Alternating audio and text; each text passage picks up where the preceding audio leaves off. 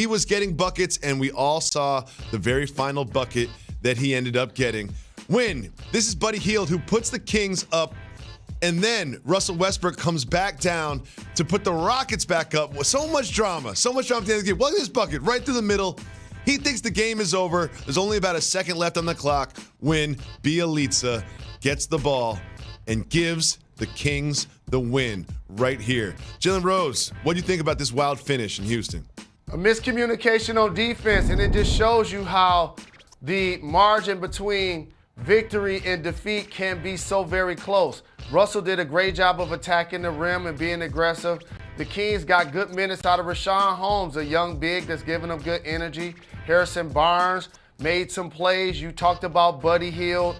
It was an opportunity for the Houston Rockets to get a win on their home floor. But as you showed, the late three-point shot, which is a big-time play, ultimately sunk the Houston Rockets on their home floor. It really did, and I want to celebrate the Kings for a second because they started out so terribly this season, and now they've got a road win against the Mavs, a road win against the Rockets. They're missing Fox and Bagley for periods. Do you think that they've started to figure it out as a team? I do, and it's based on the guys that I named. They have a lot of seasoned veterans. I didn't mention Corey Joseph and Trevor Ariza. So as you go deeper into the box score, you understand that there's certain guys that when they've been around the league, you know what you're going to get from them on a nightly basis. And Luke Walton has done a terrific job of pushing those buttons, getting this team to play hard, hoping to find an identity. And when you beat teams like Houston on their home floor and the other wins that you just acknowledged, that gives your squad confidence. Not only did the Rockets lose to the Kings last night, they also lost their appeal. Remember the dunk that was a dunk, but the refs didn't think was a dunk? You'll never believe this, Jalen Rose, but the league decided not to just straight up award them the win, and the league decided not to play over the last 7 minutes and 50 seconds. They actually said that there was plenty of time for the Rockets to make up for the error over the course of the rest of the game. I understand, no one really thought they were going to uphold this appeal, but did they have to add that part about y'all should have won the game anyway? Well, that was just a jab at them for making us waste time and energy and send emails and leave voicemails in order to go over something where I gave you guys the fix. Jacoby, you play basketball at so many different places, 100% more than I do. And there's so many times you see the Nets get caught when somebody that's not in the NBA makes a jump shot.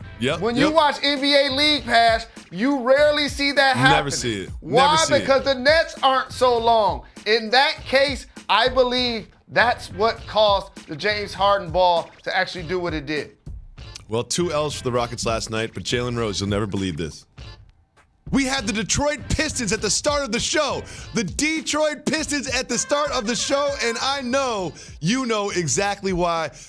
Derrick Rose had a huge game. He had 4 points going into the fourth quarter. In the fourth quarter, he scored 17. He was 7 for 8 in the final frame, and none were bigger than the final shot of the game. You'll see it here, little spin move, 15 feet, hit that. After the game, he said he was born to do this. Jalen, how encouraging was to see this performance in the fourth quarter from Derrick Rose? To appreciate the beauty of a rose, you must respect the thorns.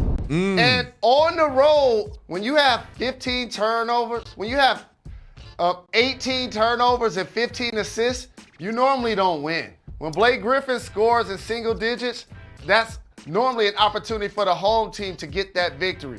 Brandon Ingram was terrific, scored over 30. But Derrick Rose in the fourth and how he performed was the actual catalyst to why they were able to close it out. It really goes with Jalen. There's also some rumblings, some little reports and rumblings here and there about the Detroit Pistons maybe considering trading Blake Griffin. Could you see that happening this season?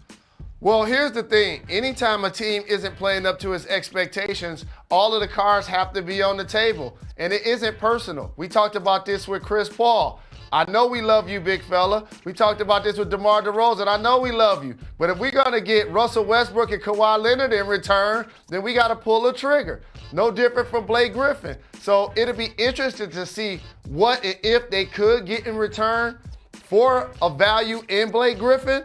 But I don't anticipate it happening over the next couple of weeks. Let's just say that.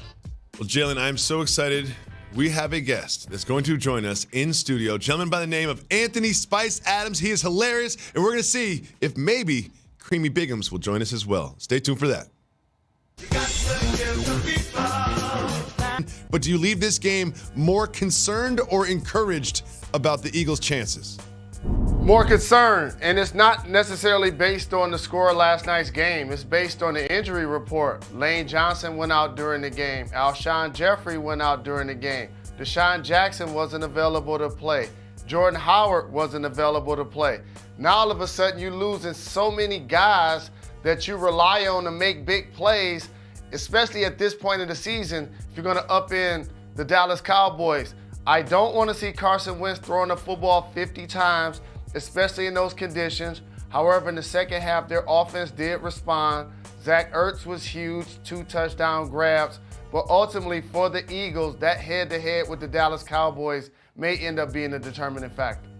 Well, as they did get thin in all the skilled positions, there was a little silver lining to that cloud. A gentleman by the name of Boston Scott, he was undrafted, he was on a practice squad. They brought him up. He had 10 rushes for 59 yards, 6 catches for 69 yards. Little guy out there just zipping around. Did they find something last night in Boston Scott? Possibly, and to show my age, the first thing I thought when I saw him was like, is that Dave Meggett? Because they was playing against the Giants, old school, and a little Darren Sproles also. It was great to see him out there performing well when he got his opportunity. But just think about this. The Eagles were so short at wide receiver. Had somebody else got injured, Josh McCown, the backup quarterback, the seasoned veteran that's almost been in the league 20 years, would have had to line up at wide receiver. Just think about that for a second. Short-handed, to say the least. Coach Peterson said that McCown went and got his helmet and was like, Coach, I'm ready to run these routes. And be like, by the time you're at your break, we'll already be in the huddle for the next play. I don't know if he's going to be the most speedy guy on the outside, but I do love the attitude. He's like, whatever you need, Coach, I'll go in there.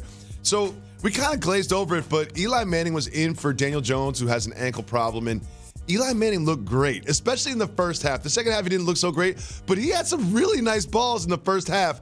Jalen, Eli is reportedly not interested in this being a farewell tour. He might come back next year. Do you think he deserves to start for one of the teams in the National Football League next year?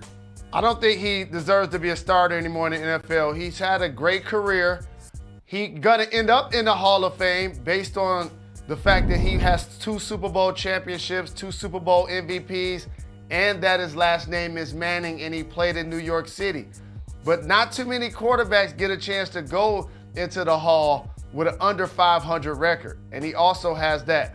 But it was great to see him back out there performing.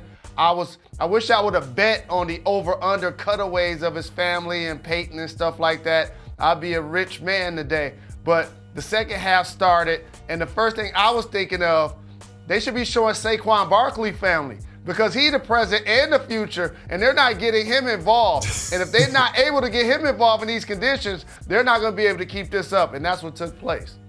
That's a really good point. We talk about the NFC East, and we really do joke, but one of these 2 teams is going to end up in the playoffs, and someone has to win this division. If you take a look at what the Cowboys and the Eagles both have ahead of them schedule-wise, who do you like to end up winning this crown?